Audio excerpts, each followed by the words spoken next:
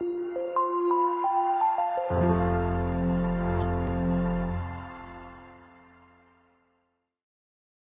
որ փառք եմ տալիս Աստծուն ամեն մեկիդ համար, որովհետև Տիրոջով ենք, որ մենք գնահատվում ենք, Տիրոջով ենք, որ երևում է մեր էությունը և մեր կանչվածությունն ենք գտնում։ Եվ ուրախ եմ ամեն մեկիդ համար, որովհետև եթե Տերը դիպչել է ձեզ, եթե Տիրոջ մեջ հավատք ունեք,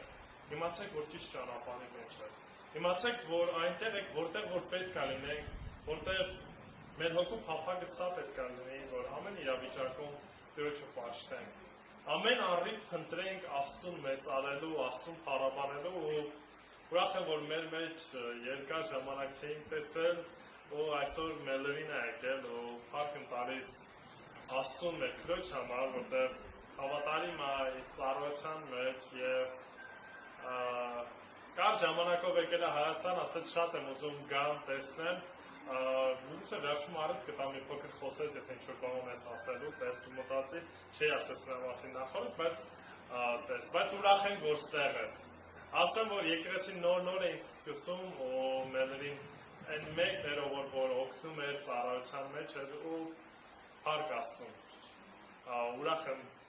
որ իրապես ես առիթն ունենք։ Ու հետաքրքիր է, երկնքում արդեն էլ բաժանում չի լինելու, հավիտյան իրար հետ ենք լինելու, հավիտյան միասին ենք լինելու մեր Տիրոջ հետ ու լեզվի խնդիր չի լինելու, կարիքի չի լինելու, որ օրինակ Ռեբեկան թարգմանի, արդեն Մելերին կարա ասի, ուզում եք ձեզ համար թարգմանել։ Ու սպասում ենք այդ երանելի օրվան, ինչպես որ Արմեն եղբայրս ասեց, հրյաները ակնկալում էին Տիրոջ թագավորության, սակայն այդ ակնկալիքը իրանց մոտ վերածվել էր նյութական ինչ-որ ֆիզիկական արքայության, որ իրանք դառնան ղեկավարներ ու հիմնվի են թագավորությունը, որտեղ որ իրանք լինելու են թագավորներ։ Պատկերացնում են ֆիզիկական ինչ-որ թագավորություն։ Ու երբ որ Քրիստոսն եկավ, իրանց պատկերացած Քրիստոսը չէր։ Իրանց պատկերացած Քրիստոսը պետք է լիներ մեկ, ով որ թրով սրով գալու է, հիմա վերջը ազատելու է հռոմեական կայսրությունից, եւ իրանք են դառնալու այդ ձևի մի հռոմեական կայսրություն։ Իրանք են արդեն լինելու ամեն ինչի վերևում։ Իրանք են դառնալու թագավորները։ Ու գիտեք, այս նույն տրամաբանությունը ովքեր ունեին, աշակերտները նույնն ունեին։ Աշակերտներն էլ անընդհատ ակնկալում են, ասում են, Տեր, եթե այս թագավորությունը հիմնելու, որ մենք քո աջ կողմը նստի, մյուսը ձախ կողմը պաշտոնները արդեն սկսել են իրար մեջ բաժանել։ Գիտեք, նման մտածելակերպ մենք էլ ունենք։ Մենք երբ որ Քրիստոսին դառնում ենք, մի որոշ ժամանակ հետո սկսում ենք առևտուր անել Աստծո։ Ասում ենք, Տեր, ախր քեզ ենք հավատում, բա ուր է օրհնությունը նյութական առումով։ Դեր քո հետևից ենք քայլում, բա ուր է բժշկությունը, ինչի խնդիրներ ես ունեմ։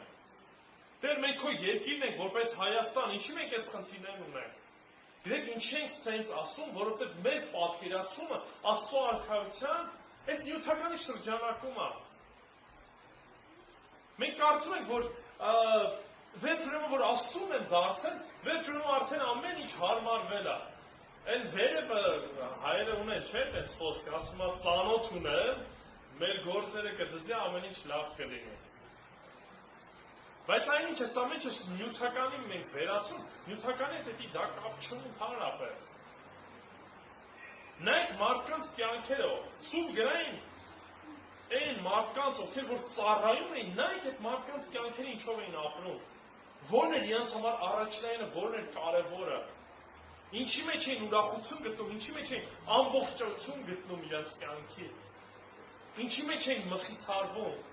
Արդյոք դրա մեջ հարստությունն էր, արդյոք դրա մեջ ուրախությունը, չգիտեմ,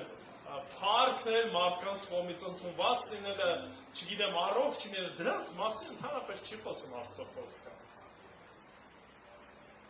Դրա համար եմ ասում ենք, որպես քրիստոնյաներ, մեզ համար էլ պետք է Քրիստոսը բավարար լինի։ Ես անընդհատ այս խոսքը կրկնում եմ, բայց իրապես սա մի բան է, որ մենք անընդհատ տկարանում ենք այս հարցում։ Եթե Տերը միակ ինձ համար բավարար ուրախությունն է, ուրիշ ուրախության ես կարիք չունեմ, որտեղ Քրիստոսս ունեմ։ Եթե Քրիստոսս ունեմ, ուրիշ բանի կարիք չունեմ։ Այո, ֆիզիկապես մենք երբ որ ցավ ունենք, ինչ ենք անում, նեղվում ենք։ Այո, աղոթք ենք անում, ասում ենք, Տեր վեր արես ցավ, որտեղ չենք ուզում կրենք։ Բայց մոռանում ենք, որ այս մեղավոր աշխարհի մեջ ցավ, տարապանք, տանջանք պիտի կրեմ ու Տերս խոստացել է դրա մասին, որ ասել է, որ սենց բան լինելու է, զգուշացել է մեզ։ Զգուշացել ասել է, թե այս ամեն ինչի միջով ես անցա, դուք առավել եւս այս ամեն ինչի միջով անցնելու եք։ Դրա համար պետք է պատրաստ լինենք այս ամեն ինչի միջով անցնելու։ Facebook-ում հիմա ամենաքննարկվող թեման ո՞րն է, կարաք ասեք։ Թուրքիա, հրդեհ ու ասեմ, էսի ցավ է ինձ պատճառում։ Գիտեք ինչն է ցավ պատճառում, որ մենք ուրախանում ենք ուրիշի ցավի վրա, առանց տրամաբանելու, առանց մի փոքր երկար մտածելու։ Չենք մտածում, որ օրինակ համար այդ նույն թուրքերի մեջ կարա լինի քրիստոնյա մեկը։ Կարա լինի հայր, որ 150,000 հայից ավել 150,000 հոգուց ավել հայ ապրում այնտեղ։ Մենք ինքան ենք ամեն ինչը սենտիմենտալ դարձել, որ կարծես թե դեհը մեզ նեղացրեցին, հիմա Աստված երկնքից պատիժ է բերել։ Այսինքն այս ամեն ինչը այսքան առևտրի պահ է, էլի։ Աստված նման ձևով չի վարվում, կարդացեք Մատթեոսի ավետարանում եւ ընդհանրապես ավետարանը կտեսնեք ինչ ասում։ Աստված ասում է անձրև բերում է համ արդարների, համ անարդարների վրա։ Աստված նման ձևով չի վերաբերվում։ Հիշեք որոմների առակը։ Երբ որ ասեց ծառաները գնանք այդ որոմները անենք, ասում է չէ, ձեռ մի տվեք, որտեղ կարող է այդ որոմների հետ ու նաև վնասենք։ Ցորենը ժամանակը գալու է ամեն մեկը պատասխանը տալու Աստծո առաջ, բայց Աստված նման ձևով չի վարվում։ Հիմա արդյոք մեղքի հետևանք մենք չենք կարող կրենք երկրից վրա։ Այո, լինում է դեպքեր, երբ որ սխալ ենք անում, սխալի որպես հետևանք, պատիժն կրում ենք, ունենում ենք այս երկրից վրա։ Բայց երբեք մենք որպես քրիստոնյա ազգ չպիտի ուրախանանք։ Որտեղ դրանք են մարդիկ, եթե նույնիսկ իսլամի ներկայացուցիչը կորսված մեկն է, սատանայի ձեռքում գտնվող մեկն է։ Ինքն էլ ծնողներ ունի, ինքն էլ երեխաներ ունեն։ Մի կարծեք, որ բոլորը ուզում են, երազում են պատերազմի համար։ Մենակ խենթ մարդիկ են, որ երազում են պատերազմներ ունենալ։ Շատ բաներ մենք չենք հասկանում ինչ է կատարվում, բայց շատ բաներ մեր ձեռքում չի։ Երբ որ նման իրավիճակներ, նման աղետներ, այո, մենք պետք է աղոթենք, ասենք, Տեր ողորմած գտնվի։ Եվ վստահ եմ, երբ որ պատերազմ են մեր մոտ, վստահ եմ, որ Թուրքիայում էլ կային թուրքեր, որոնք որ ճշմարիտ քրիստոնյաներ, որոնք որ աղոթում են, որ այս պատերազմը ավարտվի, որ այս ցավը կանգ առնի։ Թուրքերից չգիտեմ, բայց գոնե ադրբեջանցի գիտեմ, որ աղոթում էր ու մտածում էր Հայաստանի մասին։ Եվ մենք գոնե ինչ որ բանով պետք է տարբերվենք, սիրելիներ։ Մի ուրախացեք մի բանով, որը որ պատկերացեք այդ բնությունն է վնասվում։ Մեր կողքի պետությունը, որտեղ որ անտառներ են, վարվում է, ձեր կարծիքով պետք է ազատություն չի ունենալու մեր երկրի վրա, ունենալու է։ Դա այո, չեմ ուզում ասեմ սխալ է, բայց նույնիսկ ցավալի է, որ մենք ազգովի ուրախանում ենք ուրիշի ցավի վրա։ Աստված նման ձևով չի վարվում։ Քրիստոսին երբ որ խաչում էր, չասեց, ես մահանում եմ այս մի քանիսի համար, են հռոմեացիները, որ ինձ խաչում են, իրանք արժանի չեն ինձ։ Աղոթք անում իրանց համար էլ ասում է Տեր ողորմի նատեր, որտեղ չգիտեն։ Ու այդ ժամանակ հռոմեացի հարուրապետը ինչ է անում։ Ասում է, երբ որ տեսավ դարձը եկա, որպես Քրիստոսի աղոթքի պատասխան մենք միանգամից խաչի տակ տեսնում ենք։ Աղոթեք ձեր թշնամիների համար, ոչ թե որ իրենք կործանվեն, այլ աղոթեք, որպեսզի դարձի գան, ապաշխարեն։ Եթե Տերը փոխեց այդ մարդկանց կյանքը, մեզ համար էլ լավ կլինի։ Սա թող մեր փափագը լինի, սա թող լինի մեր ցանկությունը, այլ ոչ թե ազգովի ուրախանանք ուրիշ մարդկանց դժբախտության վրա։ Սա կներեք ուղղակի այն էլ ինչ որ տեսնում եմ ու այո, սա ցավալի է ինձ համար, որ մենք որպես քրիստոնյա ազգ ուրախանում ենք նման բաներով։ Պետք է փորձենք սովորենք, տեսնենք այնպես, ինչպես որ Տերն է տեսնում, ինչպես որ Քրիստոսն է տեսնում։ Այո, Քրիստոս եկավ որպես հրյա մարմնով, բայց իր ծառայության մեջ, իր գործի մեջ բաժանում չդրեց։ Եվ ինչպես որ հրյաները կանչված են օգնություն լինելու ուրիշ ազգերի համար, սակայն մոռացան իրենց կանչվածությունը։ Մենք այսօր քրիստոնյաներս պետք է լինենք օգնություն ուրիշ ազգերում քարոզելու Քրիստոսի սերը տարածելու։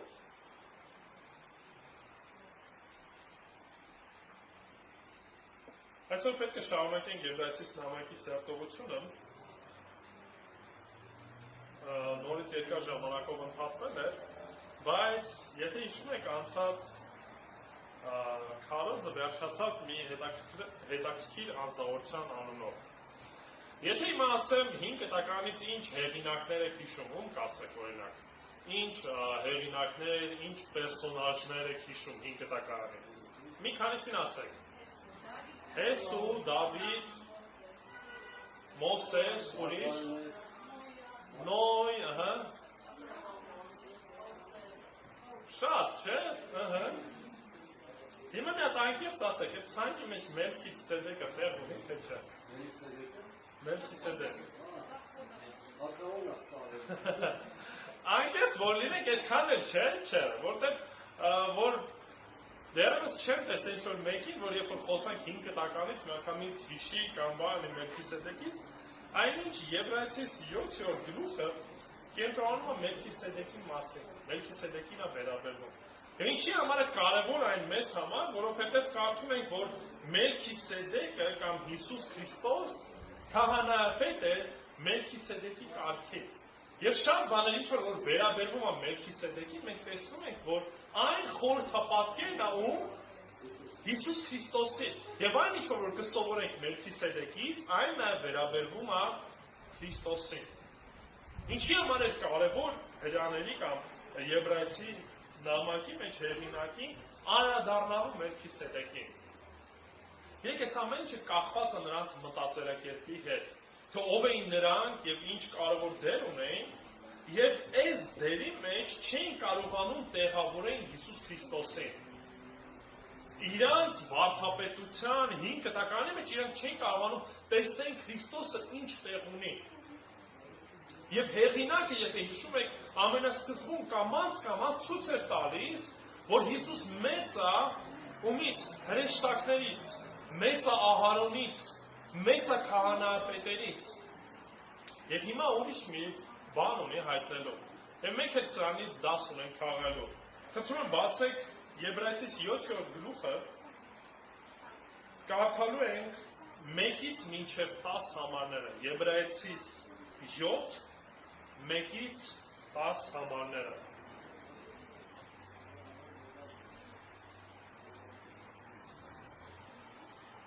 Քանի որ այս Մելքիսեդեկը Սաղեմի թագավորն էր, բարձրյալ Աստծո քահանան, որ դիմավորեց Աբրահամին եւ վերադառնում էր թագավորներին կոտորելուց եւ օգնեց նրան։ Ում Աբրահամը ամեն ինչից 10-րդ տվեց, նախ արդարության թագավոր է թարգմանվում, եւ հետո նույնպես Սաղեմի թագավոր, որ նշանակում է խաղաղության թագավոր։ Առանց հոր, առանց մոր, առանց ազգատոմի, որ ոչ օրենքի սկիզբ ունի, ոչ էլ կյանքի վերջ, սակայն Աստծո որդու նման լինելով կմնա այնպես մշտնջենական քահանա։ Այժմ տեսեք, թե ինչպիսի մեծ մեկն է նա, որ նրան Աբրահամը նահապետն անգամ ավարից 10-րդ տվեց։ Եվ ճշմարտապես Ղևիի որդիք նրանք, ովքեր ընդունում էին քահանայության պաշտոնը, օրենքի համաձայն ժողովրդից 10-րդ վերցնելու հրահանգ ունեն, այսինքն իրենց եղբայրներից թեև նրանք Աբրահամի երանքից էին։ Սակայն նա, որի ազգատոմը նրանից չէր, 10-րդ վերցրեց Աբրահամից եւ օրհնեց նրան, որը խոստումներ ուներ։ Եվ անարգելի է, որ նվազն լավագույնից է օգնվում։ Այստեղ մահկանացու մարդիկ են 10-րդ վերցնում, իսկ այնտեղ նա, որի համար վկայվեց, թե կենդանի է։ Եվ կարող եմ ասել, թե Ղևին էլ, որ 10-րդ է ստանում, Աբրահամի մեջ 10-րդ վճարեց, որովհետև դեռևս իր հոր երանքի մեջ է, երբ Մելքիսեդեկը նրան դիմավորեց։ Ամեն։ Եկեք աղոթենք։ Տեր Աստված, փառք ենք քեզ տալիս իրապես այս գեղեցիկ օրվա համար, Հայր, որովհետև այս օրը քեզանով է իմաստավորվում, Տեր։ Այս օրը դու ես տվել եւ նպատակ ունես, Տեր Աստված, որ քեզ էլ ավելի ճանաչենք, Տեր։ Քեզ էլ ավելի մոտենանք, Հայր, կամքդ հայտնի լինելով, մեր հավատքը էլ ավելի հաստատվի, Տեր։ Եվ գնանք ու պտուղ բերենք անվանը փառք բերելով Տեր Աստված, մեզ միաբանին վերարամեն տկարություն Տեր, եւ օգնի, որ խոսքիցը տառնենք այն, ինչ որ դու ես ուզում փոխանցես մեզ։ Հիսուս Քրիստոսի սուրբ անունով, ամեն։ Գիտեք, այսօր գոյություն ունի աշխարհիկ միջավայրում մի միջնորդական ծառայություն, որի համար որ մարդիկ վճարում են։ Օրինակի համար, եթե դու որևիցե հարցեր ունես ինչ որ մի պետական մարմնի հետ կամ այլ ինչ որ կազմակերպությունների հետ, որոնց հետ դու չես կարողանում ինքնուրույն այդ հարցին լուծում գտնես, գոյություն ունեն տարբեր միջնորդական կազմակերպություններ։ Ինչ որ ֆինանսական հաշտարներ, չգիտեմ, ուզում ես գտնես տուն, գոյություն ունեն բրոկերական ծառայություններ, որոնք որ մարդիկ են կգտնեն, կբերեն, իրավաբանի կարիք ունես, իրավունքի հետ կապված հարցեր կան, մարդիկ կան, ովքեր որ միջնորդ են հանդիսանում մեր մեջ կամ մարդկանց միջև դիմաց, եթե կազմակերպություն կա կամ ազնվորություն լինում, որ կազմակերպությունն է դիմում որևիցե միջնորդի, այսինքն նման հարաբերությունների մեջ կան մարդիկ։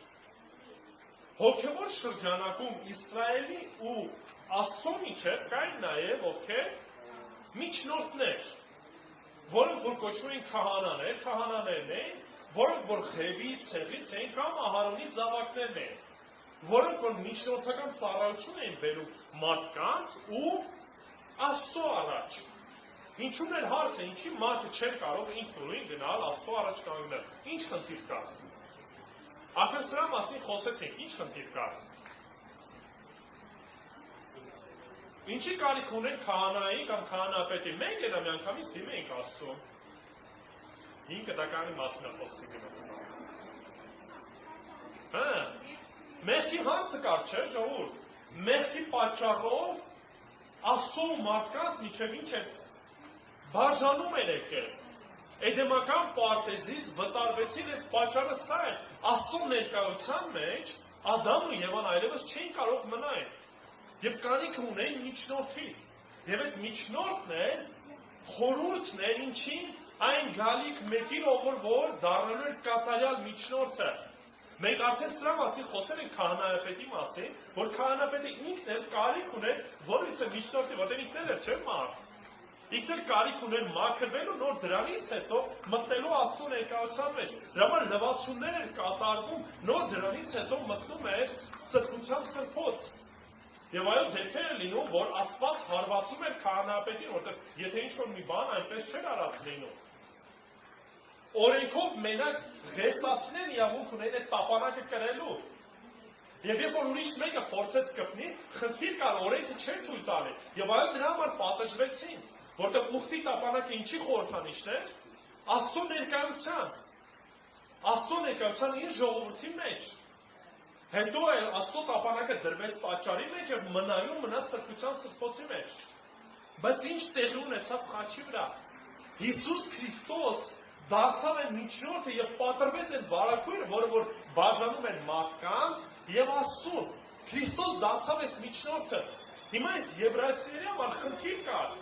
Իրենք չէին կարողանում հասկանալ ոնց կարող է Քրիստոս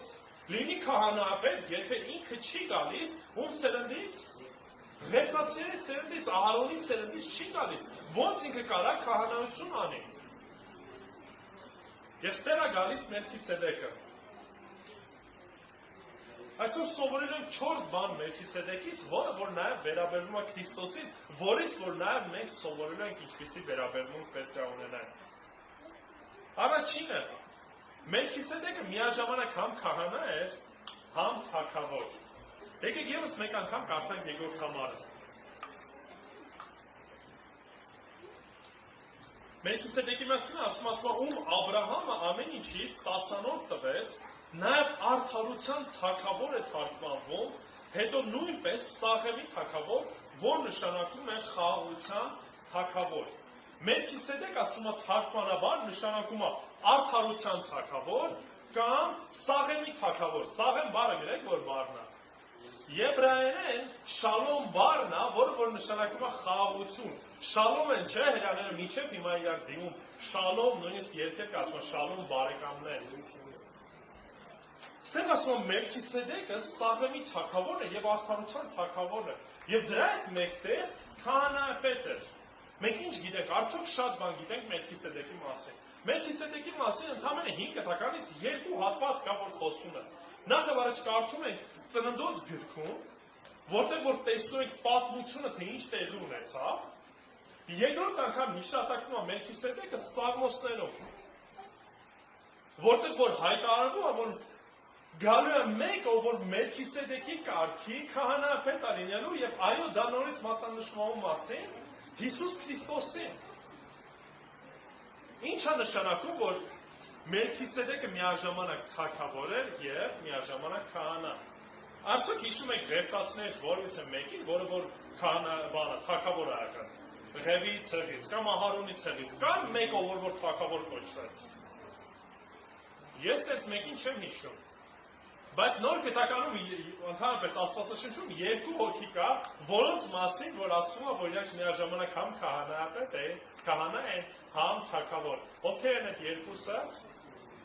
Մենք արդեն ասացինք Մելքիսեդեկն էր, երկրորդը ով էր։ Հիսուս Քրիստոսն էր։ Այո, Հիսուս Քրիստոս թագավորների թագավորն է։ Եվ երբ որ մտնում են Երուսաղեմ ժողովուրդը որպես թագավոր ընդունեցին, այո, իրանց ակնկալիքն էր, որ թագավորը գալու էր ձիով, գալու էր հաղթանակած,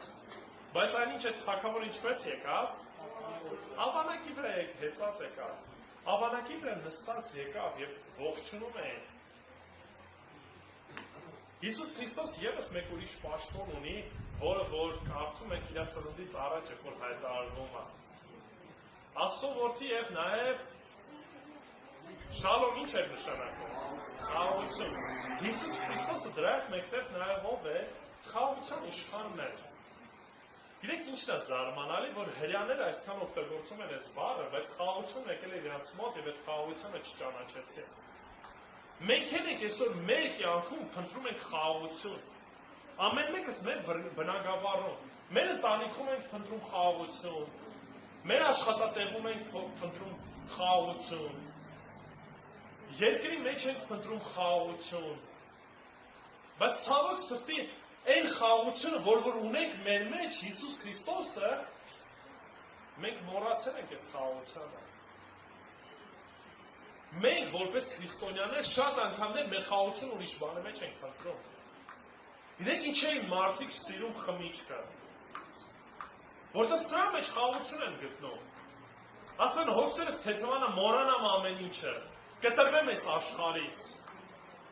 Գիտեք մարդիկ ինչ են սիրում ծխել, շատերից եմ այս արտահայտությունը, ասում են դե հանգստություն է տալի, ներվային վիճակում սիրում եմ հանգստանում եմ։ Այդ խաղաղությունը նորից ինչի մեջ են փնտրում։ Ինչ որ ուրիշ բաների մեջ են փնտրում։ Այնինչ Քրիստոսն է այն խաղաղության իշխանը, որը որ եկավ մեզ համար, որպեսզի ինչ բերի, խաղաղություն բերի, հաշտություն բերի մարդկանց ու մեջ, Աստծո մեջ։ Այն խնդիրը, այն պրոբլեմը, որ կար մեր մեջ, բաժանող Աստծո ու մեր մեջ, Քրիստոսով այդ հարցին լուծում տրվեց եղել։ Դրա համար երբ որ մենք նեղված ենք, երբ որ մենք խնդրի մեջ ենք, պետք է հիշենք երկու բան։ Հիսուս Քրիստոս թագավոր է, նշանակում է ինչ է։ Ամեն ինչից վեր է թագավորների թագավորը, ամեն իշխանը, ամեն իշխանությունը պատկանում է իրեն։ Եվ երկրորդը մենք պետք է հիշենք մի բան։ Նա այն քահանապետն է, որը որ բերում է խաղաղություն։ Խաղաղություն մեր ու Աստծո միջև, եւ Քրիստոս ինձ համար բավական է, որ ես խաղաղություն ունենամ։ Քրիստոսի մեջ փնտրեք այդ խաղաղությունը։ Ներված եք ուրիշ բաներ մի արեք, առանձնացեք, աղոթեք, որպեսզի Տեր այդ խաղաղությունը տա։ Հարցեր ունեք, նորից դիմեք Քրիստոսին։ Սա չի նշանակում, գիտեք, մեկը կար ասում է, դե խոմ ամեն առիթին չենք բանանելու, հաղանքատ Աստծուն դիմենք։ Ախր բա ուրիշ ինչ կարանք անենք։ Մարդ արարած, դու ինչ կարաս անես։ Ինձ կարասի մեկը, ինչ կարակ անենք։ Եթե Տերը մեզ թույլ չտա։ Եթե մենք եկող վարկանի վրա վստահություն չունենք, էլ ում դիմենք։ Ստեղ արդեն մի քիչ գալիս է հպարտությունը մեր, կարծես թե մենք կարանք հարցերին լուծում տանք, ու դրա համար չենք դիմում Աստծուն, մենք մեզանով կանենք։ Պողոս առաքյալն ինչ ասում է ամեն բանից առաջ, ինչ արեք, աղոթք արեք, դիմեք Աստծուն, աղոթք արեք ձեր ղեկավարների, ձեր շրջապատի, ամեն ինչից առաջ աղոթք արեք, որպեսզի Տիրոջ խաղաղություն ունենաք ամեն հարցում։ Մելքիսեդեկը միաժամանակ համ քահանա է, համ թագավոր։ Երկրորդը, նրա քահանայությունը կախված չէր սերնդաբանությունից։ Երրորդ համարը կարդանք։ Առանց հոր, առանց մոր, առանց ազգատողնի, որ ոչ ոք օրերի սկիզբ ունի, ոչ օրերի սկիզբ ունի, ոչ էլ կյանքի վերջ, սակայն Աստծո որդու նման լինելով կմնա որպես մշտնջենական քահանա։ Գիտեք, այս համարը շատերը շատ սխալ կամ թույլ ձևով են մեկնաբանում եւ նույնիսկ հասնում է այն աստիճան մեկնաբանության, որ Մելքիսեդեկին ներկայացնում են որպես ոչ թե որպես մարդ, այլ որպես հրեշտակ կամ ինչ-որ գերբնական կամ մեկ այլ անձնավորություն։ Պատճառաբանելով ասելով, տեսեք, ասում աստեղ ոչ հայր ունի, ոչ մայր ունի, եւ տեսնում եք, ասում Քրիստոսի նման մշտնջենական քահանա է։ Բայց ինչու՞ն է խնդիրը։ Արդեն սրա մասին ասի քահանապետեր կամ քահանա, ովքեր կարող էին դառնալ, ղևտացիները կամ Ահարոնի զավակները, եւ հետեւաբար, եթե որից է մեկը քահանայական ծառայության պետք է անցներ, նախ ինչ պետք է աներ, ապացուցեր չէ, որ ինքը արմատներով ղևի ցեղից է գալիս։ Եվ այո, այն ժամանակ, երբ որ քահանաները մտնում էին ծառայության, երկու բան պետք է անցնեին։ Առաջինը, որովհետեւ արատ չպետք է ունենային տեսանելի, որտեղ արատավոր մեկը իրավունք չուներ ծառայելու տաճարում։ Երկրորդ բանը իրենք հստակ պետք է ապացույց ունենային, որ իրենք գալիս են ղևի ցեղից։ Օրինակ նոր կետակարանում ղևի ցեղից երկու հոգու մասին են կարդում։ Ինչի՞ք ովքեր էին իրանք։ Հա, նոր կետականում ամենասկիզբը Հովանու ավետարանում։ Հովանուն չկնեք, Հովանու ավետարանում չէ։ Հովանեսի ծնողների մասին հիշում եք։ Կարդում ենք, որ Հովանեսի մայրը եւ հայրը ղևի ցեղից են, եւ այն ժամանակ բավականին շատ քահանաներ կար ու հաշվարկով են գնում, թե ում հերթ է լինելու ծառայությունը։ Այնպես է եղել, որ իր հերթը եկել էր ու հնարավորություն էր ծառայելու։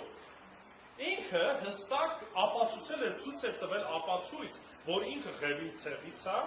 չուներ ֆիզիկական որևիցե արատ, նոր դրանից հետո իրավունք ուներ ծառայելու տաճարում։ Ստեղ Եբրայեցիս նամակի հեղինակ ուզում է ցույց տա, որ Մելքիսեդեկը եւ ինչպես նաեւ Քրիստոսը չունեին արմատներում հետ, ղևի կամ Ահարոնի հետ, եւ սրա ուղղակի Աստված ընտրել կարգել էր իրաց որպես քահանա։ Այսինքն իրենց կանչվածությունը ոչ թե գալիս էր սերնդից, այլ կանչվածությունը գալիս էր ինչից։ Աստծո կանչվածությունից։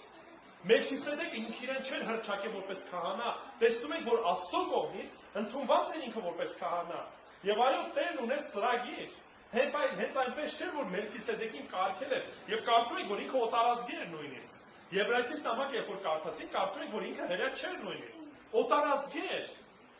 Եվ իր սերնդի մասին ընդհանրապես որից է տեղեկություն չունենք ով էր իր հայրը, որտեղից է գալիս, եւ սա կարևոր չէ։ Դրա համար ասում ոչ հայր ունի, ոչ մայր ունի։ Ոչ թե այս առումով, այսինքն սերունդը չկա, մենք չենք տեսնում, որ ինքը գալիս է ղևի ցեղից։ Այլ ինքը Աստծուց կարգված քահանա է, ինչպես նաեւ ով Հիսուս Քրիստոսը։ Մենք այսօր կարիք չունենք Աբրահամի սերունդ լինելու, որպեսզի Աստծո ժողովուրդ կոչվելու։ Գիտեք ինչի՞։ Որտեղ Քրիստոսինն է։ Աստծո ժողովուրդ կոչվելու համար ես կարիքը չունեմ ծննդով հրեա լինելու, արյունով հրեա լինելու։ Հրեաները սրանում էին պարծենում, Քրիստոսի մոտել էին սրանով պարծենում, ասում են, մենք Աբրահամի զավակներն ենք։ Քրիստոս ասել է, թե Աբրահամի զավակները լինեն, կանեք ինչ որ Աբրահամն է անում, կհավատակ այն մեկին, ով որ ուղարկված է Աբրահամի հոր կողմից։ Մենք այլևս կարիքը չունեմ ես աունակցական ինչ որ կապեր ունենամ, որպեսզի Աստծո առաջ տեղ ունենամ։ Քրիստոսով մենք ազատություն ունենք, դրա համար Գաղատացիս նամակի մեջ ասում է, ոչ արդեն հրեա կա, ոչ հույն կա, ոչ արու, ոչ էգ, սահմանափակում Աստծո առաջ չկա։ Տարիքային սահմանափակում նույնպես Աստծո առաջ չկա։ Չկա մի տարիք, որ Աստված կընդունի քեզ, կասի լավ արի ծառայի, չկա մի տարիք, որ կասի չէ դու հələ փոքր ես, չէ դու հələ հասուն չես։ Դու կին ես իրավունք չունես այս ծառայությունը։ Իսկ տղամարդ օրինակ այս բանում կարա կանչված լինի։ Այս առումով Տերն է կանչում։ Այն որ ես այսօր այստեղ կանգնած եմ, իմ արժանինքներից չի սիրելներ։ Տերն է այդ ամեն ինչը կանչում, Տերն է տալիս, ուղղակի մենք ինչ պետք է ունենանք, ցանկություն ունենանք հնազանդվելու Տիրոջ կամքին։ Պատմություններ կարող են պատմել, թե ինչպես օրինակի համար շատ զառամյալ պատիներ, որոնք որ ցանկություն են ունեցել նույնիսկ իրենց տարիքում ծառայելու, քանի հոգիների համար փրկության առիթ են հանդիսացել։ Միայն պետք է ցանկություն, սակայն մենք տարիքը գալի, որ ասում են, դե ես չեմ կարա, դե ես ինչ ծառայեմ, արդեն իմ անցել է, թող ջահելները ծառայեմ, մեր տարիքն անցել է արդեն, արդարացումը դարի կարծես թե Աստվածաշնչի մեջ դրել է, 50 անց արդեն չես կարա ծառայես, ասում ես թոշակի հոգևոր։ Սրա մեջ մենք ազատություն ունենք, Սարգիս եղբայրս ժպտում է, փառք Աստծո Սարգիս եղբորս համար, որ այս տարիքում կարողանում է ուդարնիկով էլ նաև ծառայել մեզ, որ միասին ավելի զարգացած լինի, ավելի գեղեցիկ լինի երաժշտությունը եւ այո, սրա նպատակը մեկն է Աստծուն փառավորել։ Փառք Աստծուն այն քույրերից ու եղբայրներից համար, որոնք որ ձայնը օգտագործում են նորից Աստծո տաղանդի ու շնորհի համար ծառայելու, որտեղ սրանը իրանցից չի։ Տերն է տվել ու նաև պետք է դրանով Տիրոջը ծառայենք։ Դա համար սիրելիներ, ինչպես որ Մելքիսեդեկը կապվածություն չուներ իր սերնդաբանության հետ, մենք էլ կապվածություն չունենք այդ սերնդի հետ։ Այս պայմանությամբ մեր մեջ կան տարբեր ազգերի ներկայացուցիչներ, չինացի կա, ամերիկացի կա, ֆիլիպինցի կա, տարբեր ազգերից մարդիկ կան, բայց Աստծո առաջ բոլորը հավասար են ու բոլոր տեղել են եկեղեցիներում եղել են տարբեր եկեղեցիներ են, բայց Աստված ամեն մեկին կանչում է ծառայելու իրեն։ Եվ այո, փառք Աստծուն դրա համար։ Եթե առաջ տաճարում մենակ իրավունք ունեն մտեն քահանապետերը Աստծո ներկայության մեջ, տաճարի ներսում կատարում էին ծառայություն քահանաները, այդ գավիթում միայն իրավունք ունեին տղամարդիկ հրյաները լինելու եւ դրսի տարածքում միայն պրոզելիտներն են լինում, այսինքն նրանք ովքեր որ աստվածավախ հեթանոսներ են։ Այսօր այդ բաժանումները չկա սիրելիներ, բայց մենք ենք այդ բաժանումները դնում։ Մենք չենք ուզում մտենք ծառայության։ Մենք ենք ասում, որ ես այս բանը չեմ կարա, դե իմ ծնողներս հովի ծնողներ չեն։ Ես այս ինչ բանը չեմ գալիս, չեմ կարա անել։ Եվ փառք Աստծո, որ Աստված մեր կարողություններին չի նայում, մեր կարողություններին նայում, ոչ մի բան չենք կարողանա անել։ Բայց եթե Տերս կանչում է, ինչ պետք է անել, պետք է հնազանդվել, ոչ չպետք է նայել ինչ որ խնդիրներին։ Երբ որ հայտարարվեց, որ վերջի վերջո որպես զառամյալ ծերունիներ Հովանեսը պետք է ծնվի, հայրը ինչ ասեց, ուրախացավ։ Չէ, ուրախացավ, ասեց, ես ծեր ոնց կարող է սենց բան լինել։ Ինչ արեց, նայեց իր տարիքին, նայեց խոչընդոտը, Տերն ասում է քո միջոցով ծնվելու է մեկ, ով որ պատրաստելու է Աստծո ճանապարհը, Աստծո որդու գալու ճանապարհը։ Ինքը ասում է, դե ինձանով չի կարա, սխալվում ես ինչ որ մի բան, հրեշտակ։ Ես արդեն տարիքս անցած եմ, նույնն կինս տարիքս անցած է։ Դրա համար ասեց, լուր կմնաս, չես կարողանալ խոսաս, մինչև որ չծնվի, մինչև որ աչքով չտենաս։ Շատ անգամներ Տերը մեզ կանչում է, ասում է արի ծառայության, արի ես բանում մասնակից եղի, մենք ասում ենք ժամանակ չունենք, չեմ կարող, վախենում եմ, ինչ ասես կարող եք բերել Աստծո առաջ։ Անիշ մոռանում եք, թե կանչողն ով է։ Եթե Տերս կանչում է, ուրեմն ինչ է։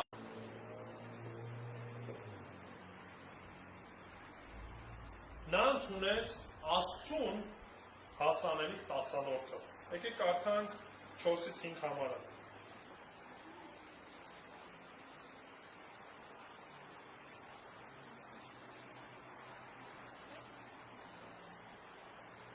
Այժմ տեսեք, թե ինչպիսի մեծ մեկն էր նա,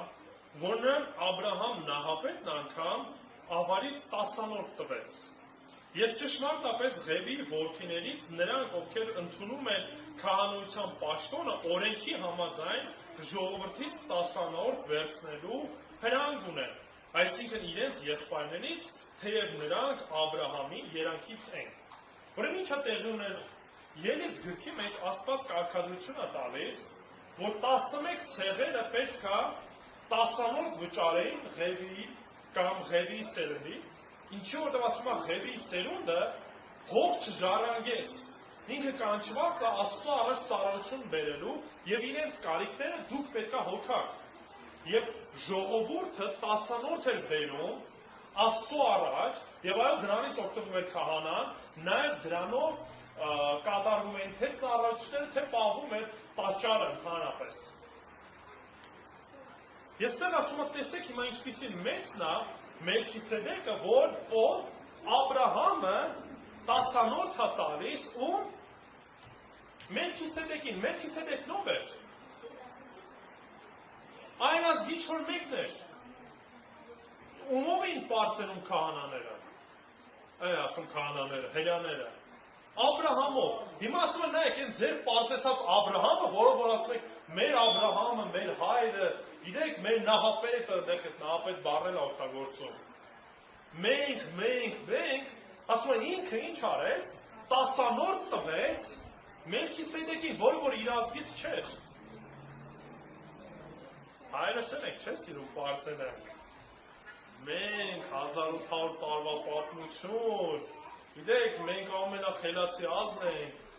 հայերն ու հրյաները ու տենց լիքը պարծանքներ։ Այնքան ենք սիրում պարծենալ, որ այդ ամեն ինչը դարձել է մեր կյանքի ուղեցույցը։ Երեք մի միջոցառման էի մասնակցում նկարահանման ու զգացվում է, որ այո, մի ամերիկյան կազմակերպություն է, որ սեղից օնլայն կերպով Ամերիկայում լոջիստիկ ծառայություն են անում, այսինքն մի կազմակերպություն կա, որը որ բեռնափոխադրումներ է կազմակերպում, եւ Հայաստանում օպերատորները աշխատում են այդ բոլոր ծառայությունները կազմակերպելու։ Եվ բնական է, երբ որ այն կողմի հետ էս ինչ որ գործունեություն ունենում, ավելի շատ են որոշակի գումար ստանում, քան թե օրինակ, եթե նայենք Հայաստանի մակարդակում աշխատողները։ Եվ այնտեղ մոտավորապես 100 աշխատող ունեն։ Գիտեք, երբ որ արտաքինից նայենք, մարդկանց այդ քայլերից բանից, հստակ զգացում է, որ իրանք ուզում են ամեն ինչը ցույց տան, որ իրանք ինչ-որ բանով արդեն տարբերվում են։ Իրանք ինչ-որ բանի արդեն հասել են, այնտեղ մի տղա, քիչ չէ, մեքենա շահեց, որպես այդ ծառողներից մեկին մեքենա տվեցին, այդ մեկը կանգնեց, ասեց, ես հպարտանում եմ ինձանով, իմ աշխատանքով, ընտանիքով, Սս նայում, ասում դե մարդը հպարտանում է իրանով, տեսեք, արդեն ինչ-որ բանի է հասել։ Ցավով եմ ասում, բայց այո, մեր հայ ազգից մեջ այս խնդիրը կա։ Մեկը ինչ-որ մի փոքր հասնում է, ուզում այդ ամեն ինչը արագ ցույց տա։ Ինչ-որ ճոխ մեքենա է առնում, բայց դրա կարիքը ինքը չունի, էլի։ Ասենք հայ գումարը կարող ավելի նպատակային ծախսել, բայց ինքը ուզում է հարևաններին ցույց տա, որ տեսեք, ես արդեն ինչ-որ բանի եմ հասել։ Արագ կասի, որ չեմ խափում, շատ անգամ են գնացել գյուղ, մտնում ենք սենյակ, հողի վրա են մարդիկ քնում, բայց ասենք դիմաց պլազմինի մի հատ մեծ հեռուստացույց է դրած, մարդը պատրաստ է սև մրոտ պատերի մեջ քնի, հողի վրա քնի, բայց կարևորը մի հատ մեծ հեռուստացույց լինի, ու հասնում ես, ասում ես, ախր ինչի համար էլի, ասում է, դե ինչի չէ, որ դե հեռուստացույց է էլի ունենա։ Հա, երեխեքս թող նայեն, էլի։ Ասենք ավելի լավ երեխեքս հողի վրա քնեն, բայց հեռուստացույցը մեծ լինի։ Ու ցավում եմ ասում, այո, մենք այս խնդիրն ունենք, մենք ուզում ենք մի անգամից ինչ-որ բան ցույց տան։ Հելյաներն էին ուզում դրա համար, Աբրահամն էին անընդհատ բերում, Աբրահամը, մեր Աբրահամը, դրա համար Եբրայեցիս հեղինակն ասում է շատ մի վեր թռացել։ Տեսեք, Մելքիսեդեկը այլազգի էր, Աբրահամը գնաց ու 10-րդ տվեց իրեն։ Եվ մենք էլ, որպես քրիստոնյաներ, մեր ունեցած ում պետք է տանք, Քրիստոսին Տիրոջ ինչ որ Տերը մեզ տալիս է, մենք էլ պարտավոր ենք այդ ամեն ինչից տալու, մեր Տիրոջը կլինի դա ժամանակը, նյութականը, առողջությունը, այո նույնիսկ քունը։ Այս ամեն ինչը Տերն է մեզ տալիս, սակայն մենք նույնիսկ Կիրակի օրվա այդ 1-2 ժամը չենք ուզում պաշտամունքին տալ, չենք ուզում կարդանք, մեզ այդ ամեն ինչը դարձել է երկրորդական ու կարծես լավ դե ոչինչ կդիմանա Աստված, դե հիմա մի անգամ էլ չեկա երկրորդ, ինչ կարևոր է որ կարդամ, մեկը լսել եմ արդեն գիտեմ, ինչ կարևոր է որ ծառայեմ, մեկը ծառայել եմ, ինչ կարևոր է որ նորից գամ պաշտամունքի, մեկը ամեն Կիրակի հավաքվում ենք։ Չեմ ուզում, որ սիրելիներ դուք էլ այդ նույն տրամաբանությամբ մոտենաք։ Ամեն օրը, ամեն վայրկյանը, որ կարաք Տիրոջ հետ անցկացեք, վայելեք այդ վայրկյանը։ Ճանաչեք Աստծուն։ Տեսեք Աստծո արարչագործությունը, տեսեք ինչով կարաք դուք ներդրում ունենաք։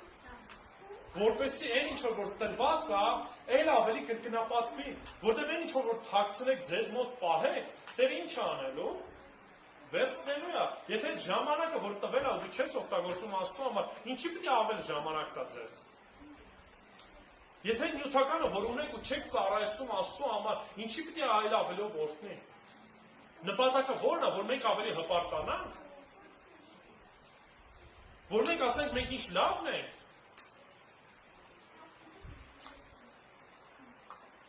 Բայց դե մի բաներ կարային ասեն դե լավ, հիմա 10-րդ հա տվել ով ասում որ մեծ է։ Հիմա 10-րդ տվել է։ Եբրայեցիս նամակի հեղինակը շարունակում է ուզում որ հստակ ցույց տա, որ նույնիսկ նրանք են տվել, ովքեր որ ստանում են այդ 10-րդը, Ղևի ցեղը։ Եկեք շարունակենք կարդալ։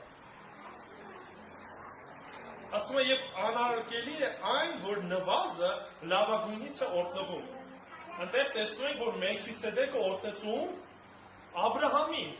Հիմա ստեղ ասում է լավ Աբրահամը մի կողմ, բայց տեսնում ենք, որ մեր Ղևին, ցեղը Ղևտացիները բարձր դիրք են գրավել, Մելքիսեդեկը լավ, գոնե բարձր չի, բայց գոնե հավասար է։ Բայց ստեղ նույնիսկ էսի ուզում է հեղինակը կոտրած լինի, որպեսզի նույնիսկ էս միտքը չունենա։ Ասում է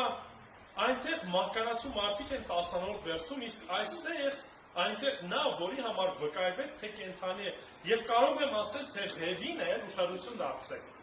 Ղևին էլ, որ 10-րդ է ստանում, Աբրահամի մեջ ինչ արեց, 10-րդ վճարեց, որովհետեւ դեռևս իր հոր երանքի մեջ է, երբ Մելքիսեդեկը նրան դիմավորեց։ Ուշադրություն դարձեք նույնիսկ սրա մեջ, որ ինչքան է բարձրացնում Քրիստոսին,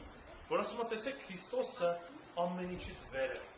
Ամենից վեր է, որ նույնիսկ Ղևի ցեղը 10-րդ տալով Մելքիսեդեկին, Քրիստոսը հիմա Մելքիսեդեկից է վեր է, որտեղ նույն կարգի քահանապետ է ու կատարյալ քահանապետ է։ Մենք ունենք Տեր, որը որ մեծ է ամեն մեկից։ Եվ թե այս գիտակցությամբ չապրենք, սիրել մենք խղճին ու շատ աննշան կյանք ենք ապրելու։ Ինչքան մեր Տերը մեծ եղավ, ինչքան մեր Տիրոջը ճանաչեցինք, այդքան մեր խնդիրները, մեր դժվարությունները, մեր հարցերը ինչ են լինելու,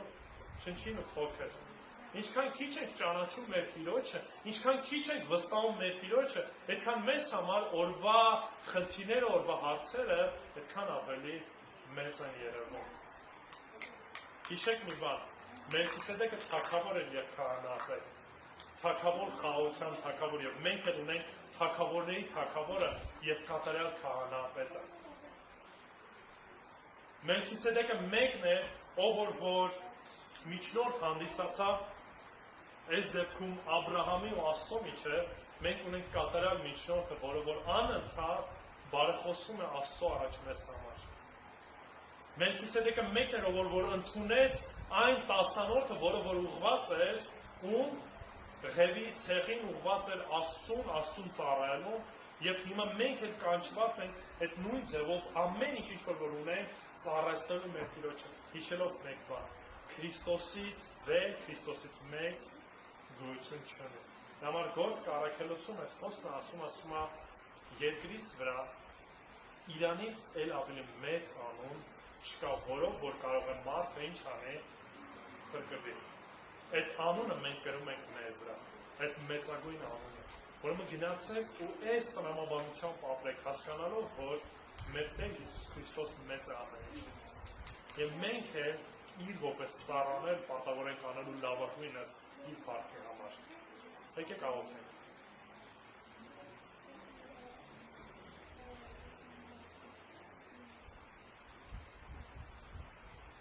Տեր Աստված, ինչքան փառք տանք, այնքան քիչ է ով հայր, որտեղ դու ես միայն փառքերի արժանի եւ մենք էլ Տեր Աստված քո որպես